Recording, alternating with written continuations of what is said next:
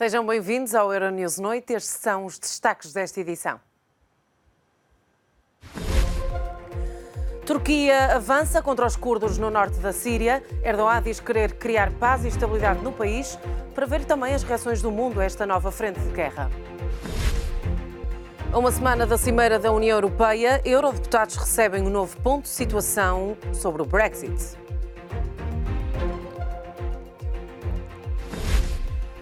Baterias de lítio ganham o Nobel da Química. 3 investigadores recebem o prémio da Academia Sueca.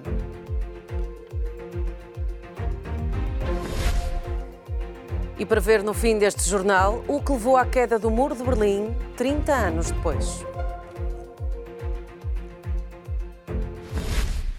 As tropas turcas avançaram para uma ofensiva contra as milícias curdas na Síria. O presidente da Turquia diz que o objetivo é eliminar o corredor da morte para que haja paz e estabilidade no país do Médio Oriente.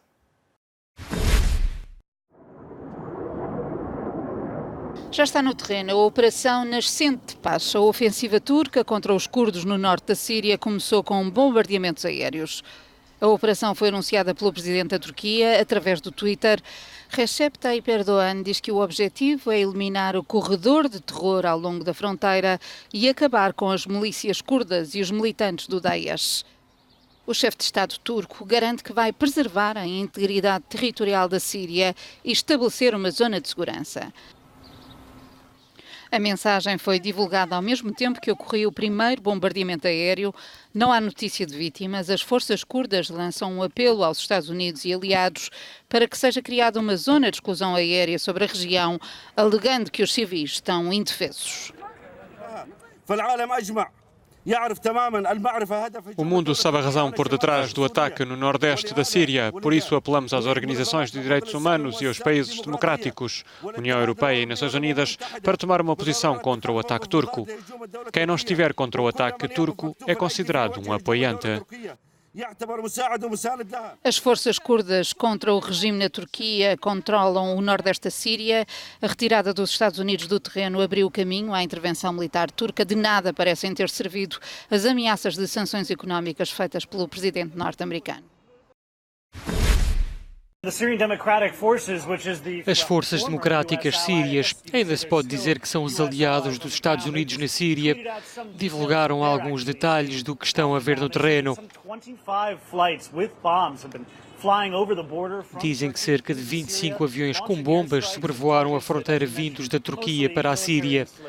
Lançaram ataques aéreos principalmente em instalações militares das forças democráticas da Síria, em localidades habitadas principalmente por combatentes curdos que o governo turco considera terroristas. As forças democráticas da Síria têm divulgado nas redes sociais imagens de refugiados, pessoas a fugir do perigo. O presidente Erdogan da Turquia diz que quer criar o que chama de zona de segurança, uma área que quer povoar ou repovoar com uma maioria de árabes sírios. São cerca de 3 milhões e 600 mil na Turquia e representam um grande fardo para o governo turco. Erdogan quer empurrá-los através da fronteira para uma zona segura. Essa zona segura terá um custo bastante elevado para a população curda, que Erdogan considera antagonista. Para esta operação está a ter apoio de outras forças árabes sírias. Esta ação militar no norte da Síria está a ser condenada pela comunidade internacional. União Europeia, NATO e os Estados Unidos já criticaram o lançamento da Operação Nascente de Paz. O Conselho de Segurança da ONU reúne de urgência esta quinta-feira. A ofensiva da Turquia na fronteira com a Síria já se faz sentir na cidade de Ras Al Ain. Várias explosões abalaram a cidade naquele que é o primeiro passo da Operação Nascente de Paz para abrir uma faixa de segurança. No entanto, multiplicam-se as críticas à intervenção turca. O presidente dos Estados Unidos, Donald Trump, garantiu que o país não apoia a ofensiva. Já a Comissão Europeia, através do presidente Jean-Claude Juncker, pediu o fim dos ataques.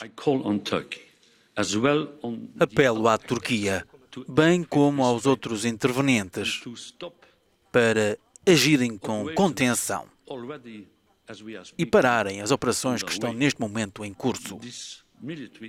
Esta ação militar não vai levar a um bom resultado e temos de chamar a atenção os nossos amigos turcos. Para quinta-feira está já marcada uma reunião do Conselho de Segurança das Nações Unidas. A União Europeia e a NATO também já criticaram a operação. Estou a contar que a Turquia haja de forma comedida e que assegure que qualquer ação que tenha no norte da Síria seja com conta, peso e medida. Não podemos colocar em risco os benefícios que conseguimos contra o nosso inimigo comum, o Estado Islâmico. O nordeste da Síria é controlado pelas forças curdas, consideradas inimigas pelo regime do presidente turco Recep Tayyip Erdogan.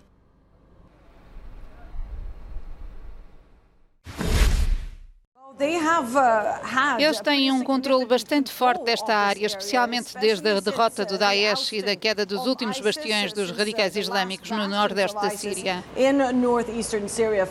Caíram graças aos combatentes curdos no terreno, que lutaram ao lado das tropas especiais dos Estados Unidos. Militares franceses também estiveram no terreno, mas os curdos representavam o bolo do combate contra o Daesh na região e mantiveram um controle bastante significativo desta área. Agora existem ameaças e preocupações de que o Daesh possa até ressurgir, porque haverá uma quantidade incrível de tensão acrescida na região. Autoridades turcas com quem mantenho contacto dizem-me que têm a obrigação de tentar defender-se e isso significa que terão de abandonar a vigilância das prisões e retirar algumas forças dos campos e de áreas que foram recapturadas aos radicais islâmicos. Isso significa que certas células adormecidas do Daesh podem acordar, recrutar e assumir o controle de algumas localidades. A acontecer, terá grandes implicações na segurança não só no nordeste da Síria, como de toda a região. Apesar da tónica colocada na aprovação de um acordo do Brexit pelo Parlamento Britânico, é bom recordar que o Parlamento Europeu também tem de o aprovar para que haja uma saída amigável do Reino Unido. Os eurodeputados receberam um novo ponto de situação sobre as negociações a cerca de uma semana da Cimeira da União Europeia em Bruxelas. A esperança num Brexit com acordo está a esmorecer em Bruxelas, apesar de todas as instituições comunitárias preferirem essa solução. O negociador-chefe, em nome dos 27 governos, deu conta do desalento aos eurodeputados.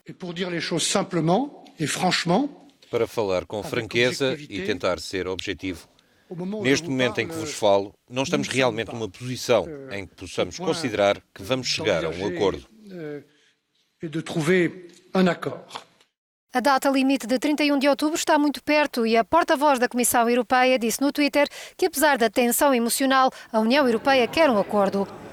O ponto mais difícil é a eventual necessidade de controlos fronteiriços na Irlanda, que pode pôr em causa a recente paz na ilha dividida. Defendemos o argumento de que a Irlanda precisa de ser protegida e defendemos o processo de paz. Felizmente, a União Europeia tem sido consistente na defesa do acordo de Sexta-feira Santa e esperamos que mantenha essa posição, mas parece que estamos a caminhar para o precipício no Brexit.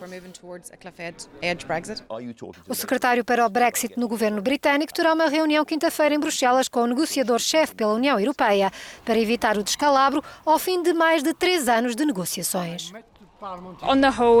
No geral, a escalada de tom nos discursos não tem sido útil e penso que prejudicou a boa vontade e a confiança que ainda restavam. Boris Johnson tem tido muitas conversas bilaterais, mas enfrentará a unidade dos 27 governantes na Cimeira de Bruxelas a 17 de outubro. 2 dias depois termina o prazo da Lei Ben, aprovada pelo Parlamento Britânico, que obriga a pedir um adiamento do Brexit se não houver acordo. O Nobel da Química foi atribuído ao desenvolvimento das baterias de lítio.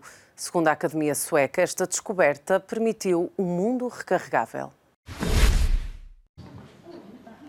O Nobel da Química de 2019 foi atribuído a 3 cientistas em simultâneo: John Bannister Goodenough, Michael Stanley Whittingham e Akira Yoshino, que abriram as portas de um mundo recarregável através do desenvolvimento das baterias de íons de lítio, usadas atualmente num grande número de equipamentos eletrónicos portáteis, como computadores e telemóveis ou mesmo veículos elétricos. A Academia Sueca do Prémio Nobel explicou que as baterias de íons de lítio revolucionaram as nossas vidas e, através do seu trabalho, os laureados deste ano estabeleceram as fundações para uma sociedade sem fios e livre de combustíveis fósseis. No início dos anos 70, o químico britânico Michael Stanley Whittingham desenvolveu a primeira bateria de lítio funcional. O engenheiro e inventor norte-americano John Bannister Goodenough duplicou o potencial das baterias de lítio, criando as condições para um uso bastante mais alargado e potente deste tipo de baterias. O químico japonês Akira Yoshino conseguiu eliminar o lítio puro das baterias, que passaram a estar compostas unicamente por íons de lítio, tornando-as muito mais seguras, o que na prática as tornou utilizáveis de forma corrente. A greve na Alitalia, que ditou o cancelamento de mais de 200 voos, está a ter consequências nos números da empresa. Com perdas diárias de €500 milhão, anuncia-se o despedimento de 2.000 trabalhadores. Cresce a incerteza em torno do futuro da Alitalia. A companhia aérea italiana foi obrigada a cancelar cerca de 200 voos esta semana por causa da greve de pilotos e tripulantes de cabine nesta quinta-feira. Uma situação que vem complicar ainda mais a sobrevivência de uma empresa que está sob intervenção do governo desde maio de 2017 devido a uma grave crise de liquidez. A Alitalia continua a aguardar pelo plano de resgate do consórcio liderado pela Ferrovia dello Stato, com o apoio da Delta Airlines e do grupo rodoviário italiano Atlantia. Depois de 6 atrasos nos últimos meses, o Ministério do Desenvolvimento Económico estipulou 15 de outubro como prazo para a apresentação da proposta. Se o interesse da Companhia Ferroviária de Itália não se concretizar, apenas uma nova injeção de dinheiro público poderá evitar a falência. Segundo a imprensa italiana, a primeira emergência passa pelo despedimento de cerca de 2.000 trabalhadores. Os cofres só devem ter dinheiro até dezembro e o Executivo pode ter de intervir com um novo empréstimo de 200 milhões de euros. Até agora, segundo estimativas da Mediobanca, o Estado gastou 8,7 mil milhões de euros para manter viva a Companhia Aérea Nacional. A empresa perde €500 milhão por dia. Nos últimos 2 anos, 36 companhias aéreas declararam falência. A eslovena Adria Airways cessou a operação no dia 2 de outubro. Pouco tempo antes foi a francesa Aigle Azur a interromper as operações, deixando mais de 13 mil passageiros retidos e milhares com bilhetes sem valor. Já a XL Airways interrompeu a venda de bilhetes após um tribunal francês declarar a liquidação judicial da empresa. A turbulência no setor da aviação europeia parece estar para continuar, abrindo a porta a novas falências, fusões e aquisições.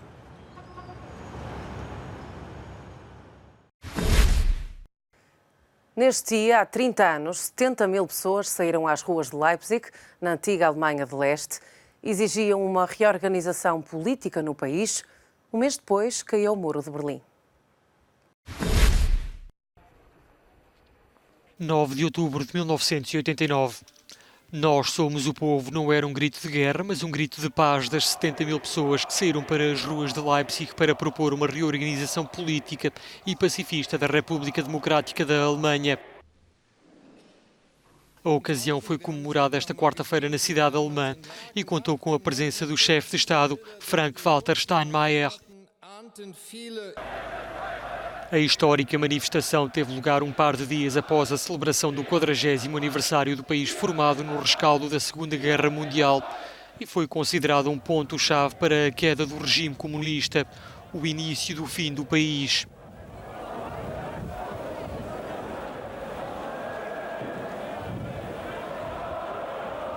O elevado número de manifestantes deixou as autoridades da Alemanha de Leste sem capacidade de resposta.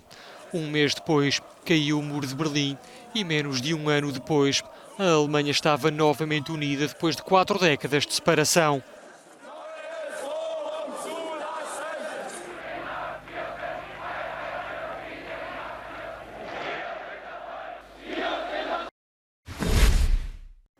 É tudo neste Euronews Noite. Fique desse lado. Até já.